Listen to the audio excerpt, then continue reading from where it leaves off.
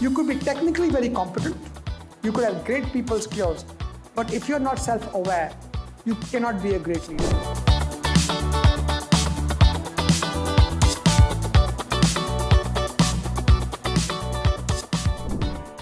Culture is behaviors.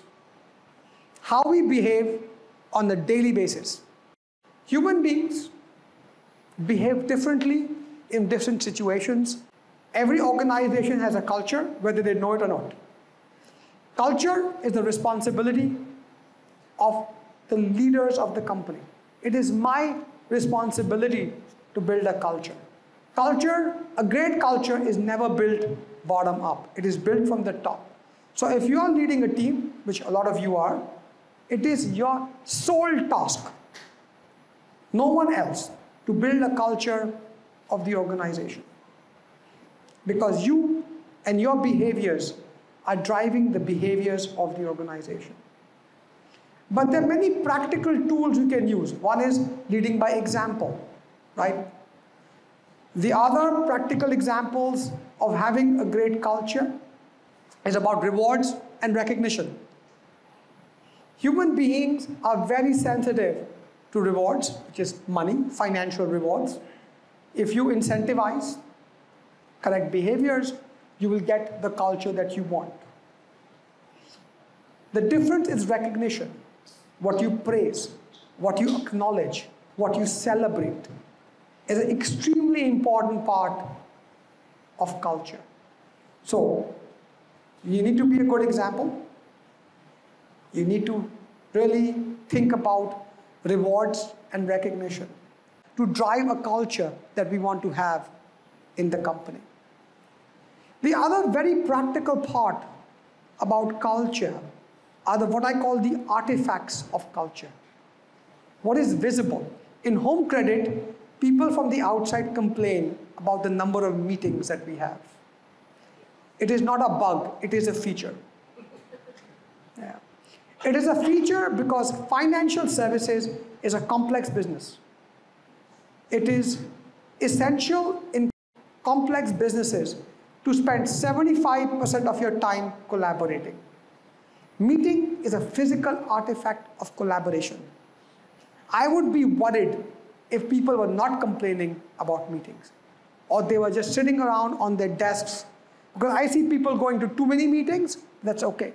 But meetings is a physical element of our culture, which tells us we are a collaborative company. The clothing I wear, I'm generally very relaxed, casual person. That's the culture we want to build. It's a very deliberate choice to dress a certain way. I could come wear a suit or a tie. It's a very formal culture. My door is always open in my office. Anyone is welcome to come talk to me. Agree with IU or walk right in. Some people just walk right in, you know. Thank you, Epi. You know, but that's the culture we want to build. It is a physical attribute of our culture. Great culture attracts great talent, because great culture builds a great company. If you have a company which has great people and a great culture, you can solve any problem that is in front of us. Talent. I look at talent in 3 dimensions. First, technical skills. I'm a detail-oriented person. I want detail-oriented technical experts in the company. That means if you're in finance, you must be an expert in your area at all levels. We are not looking for generalists in finance. We are looking for experts. If you're in the legal and compliance function, you need to be an expert. I believe my technical expertise lies in the commercial area. Right? Working with customers experience, CRM, sales. That is my technical expertise. I have done consumer finance in Indonesia for, 13 years. I have worked with home credit for a little bit longer. I believe I have technical expertise in the industry, in the geography, and in the commercial area. That is my technical expertise. And without this technical expertise, I would not succeed in life, for sure. For sure. The second thing that I look for in people and in talent is what I call people skills. We talk about soft skills, but Simon Sinek said people skills is a better description. What are people skills? People skills are the ability to recruit, align, motivate, and develop talent. Right? In a great organization, what do you want?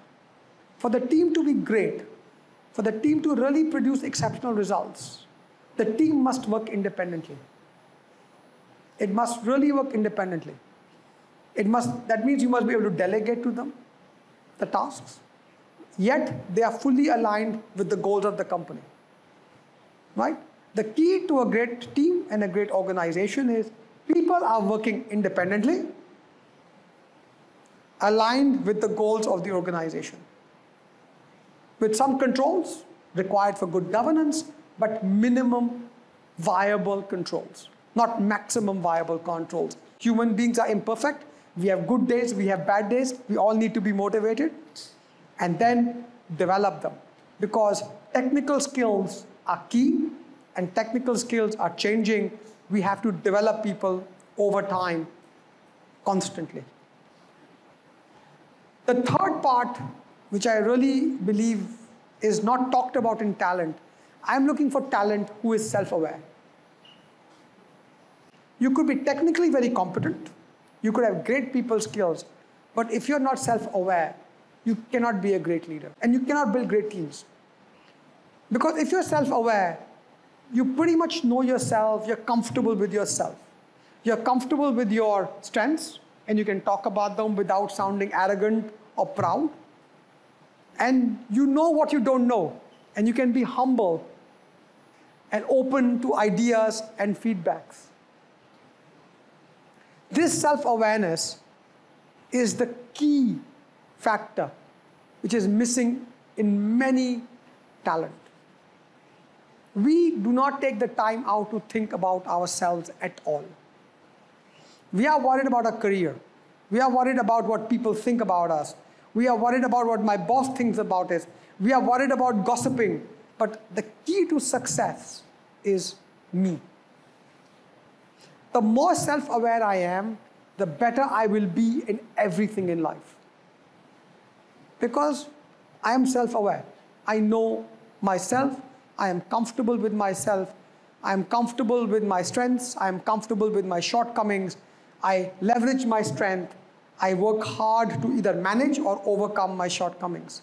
I think one of the toughest interviews I have done in my career was with Vishnu, where I took him to the call center floor, showed him a screen, and asked him to tell me what was happening on the floor.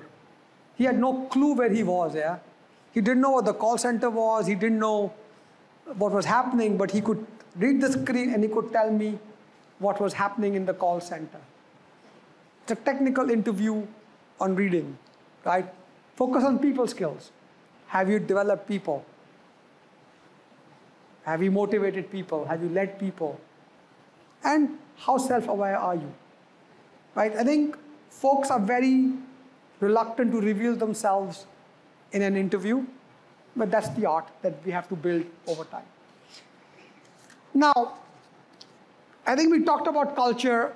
Let's go a little bit deeper into talent. So how do we identify talent? Right? I think that's the key.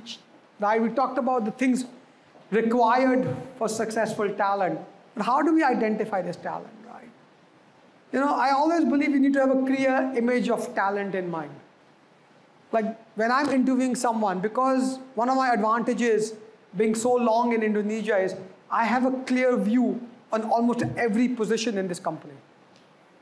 Almost every. I said almost because I don't know everything, which positions in this company, but I have a clear view on the most important roles. That means when I'm recruiting someone, forget a job description, I have a picture of a successful person in that job because I have met them. I have spoken to them, I have interacted with them. Remember spending time on the front lines? I know what a successful SA looks like. I know what a successful telesales person looks like. I know what a successful analytical leader looks like. Second secret sauce of recruitment is spending time recruiting.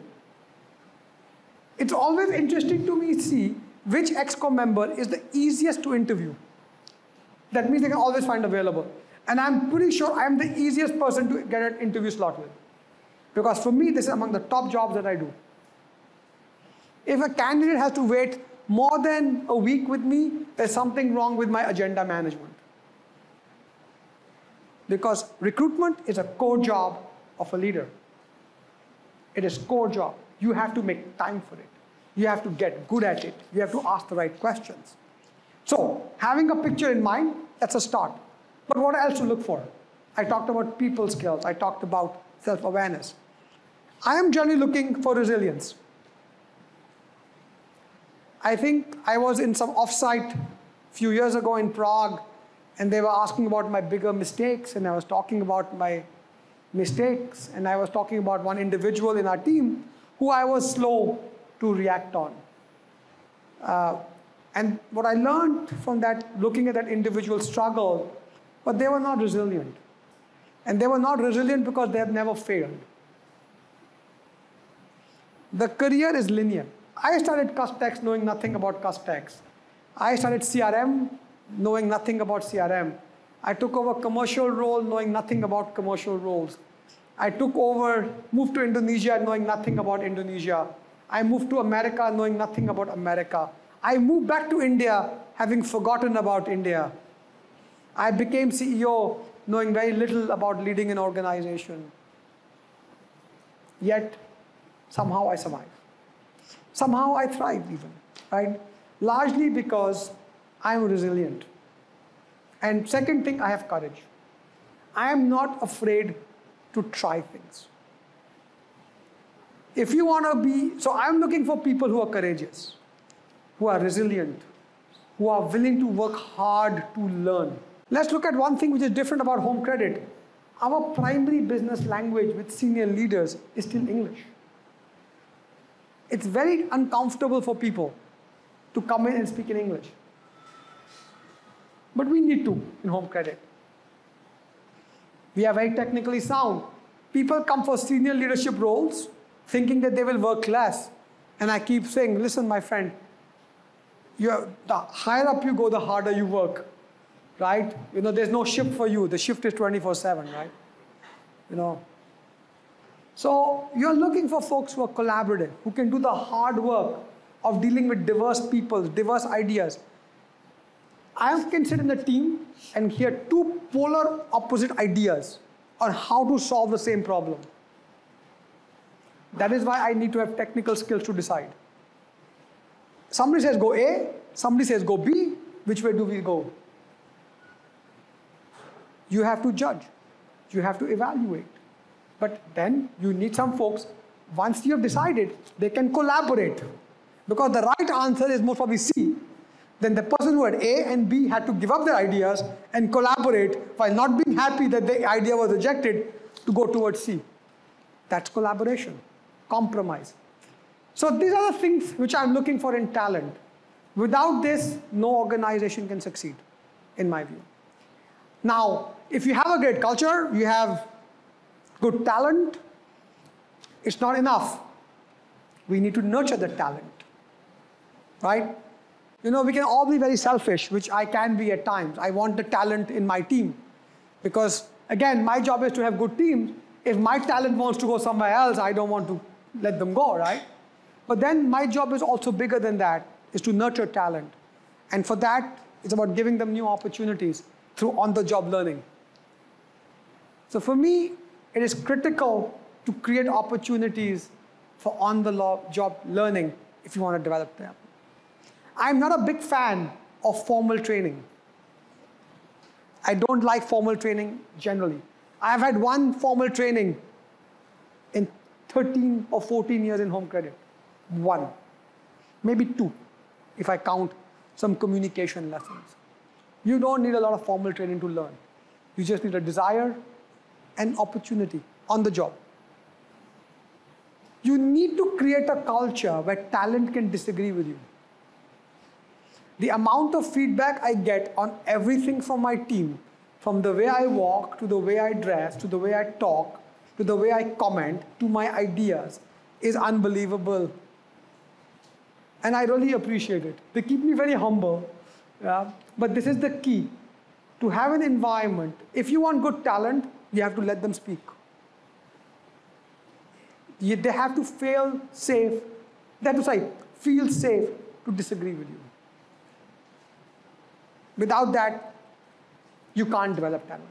Last but not least, you have to delegate. You have to let go. I am commercial head in this company. I have done many things in this company, from setting up security, managing finance, managing IT, managing CRM, setting up customer experience, managing sales, building the first mobile app with IT. I have done many things. I have to give up almost everything that I have done. And I'm glad for it. There are better people doing it than I ever did. I am just an enthusiast. I take on challenges. I don't know what to do. We figure something out. And then I give it to an expert to build, run, and grow. You have to delegate. And it cannot always be your way. Dolly gets the worst from me at times, In sales, I was doing this. And then she'll tell me the world has changed, which is true. You have to let go. You have to let go of your ideas. You have to let go of your things, which is not easy. This is hard for me as well. But this is key to keeping good talent. They must be able to have impact. Delegation, empowerment is key for nurturing talent. As you can see, it is not so easy to build great teams. But I will pause here just to give you one thought. The most important thing in building great teams, the single most important thing, is not talent, it is culture. And there's one element of culture which is key. It's called psychological safety. If people feel safe speaking out and being themselves, expressing ideas, trying new things, succeeding and failing, team can be great. So if there's one thing you could take away from my presentation, is the importance of psychological safety. People cannot be blamed or held responsible for their decisions. You have to support them. You have to build a culture of psychological safety. That is key element of a great team. I don't see the world as challenges. I just see opportunities. I'm an optimist at heart. I simply believe every problem, I believe in a philosophy that no crisis should go wasted. You are afraid of crisis, I embrace crisis. I'm generally fairly cool and not so worried about. People think I'm worried and stressed about budget and targets. I am. Yeah, but this is typically 5% of my worry. My biggest worry is about collaboration, people, development, all of that. Right? For me, challenges and opportunities are opposite sides of the same coin. And I always look at every challenge as an opportunity to improve, to succeed, to learn. And this is, again, the environment we want to be in. If we have people who are psychologically safe, if we have an environment, which is psychologically safe, if we have talent which is great and empowered, they will automatically deal with the challenges. They will automatically identify opportunities.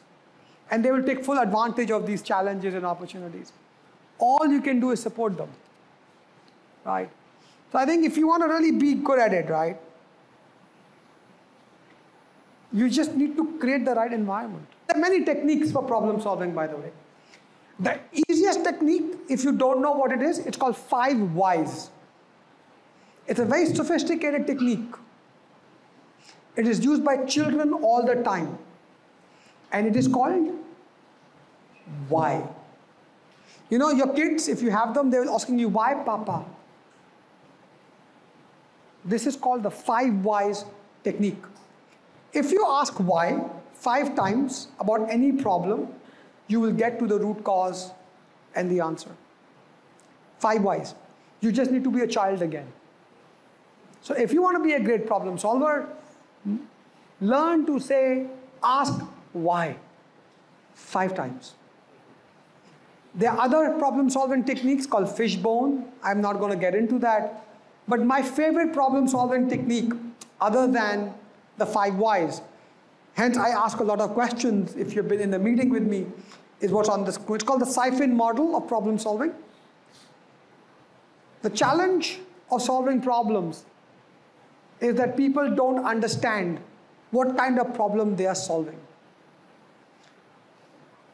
As you can tell, I try to create structures and frameworks for almost everything that I'm trying to do in life. I have rules, I have structures, I have frameworks. Most of them are not my own. I just take them from everywhere, put it all together in my unique way, which makes it my own. But there's nothing original. I just copy, paste, put together, learn, put it together, implement. I'm not going to go through this model with you, but it's important to realize different problems have different solutions. I'm more obsessed with measuring progress because I believe we can do anything. Some people ask me what is the right amount of volume. I say more. What is the right amount of risk? It's less.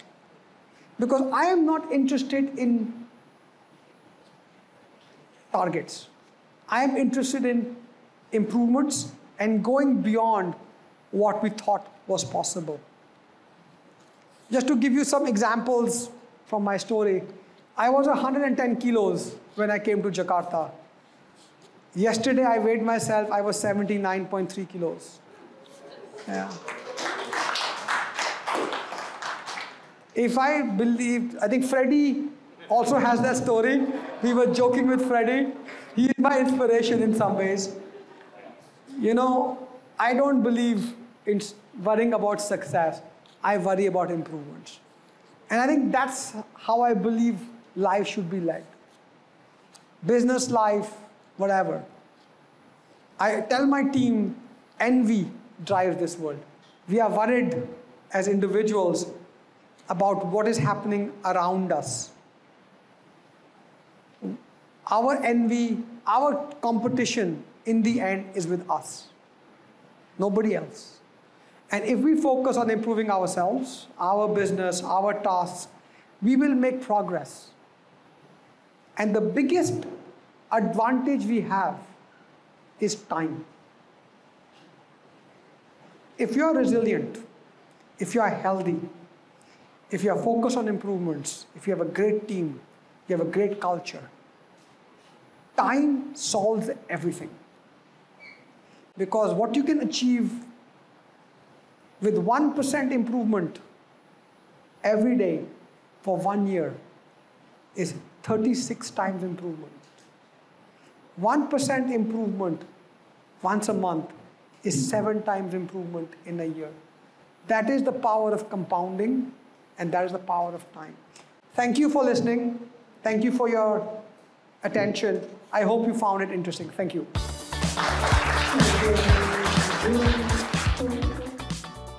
Home credit jadi bisa.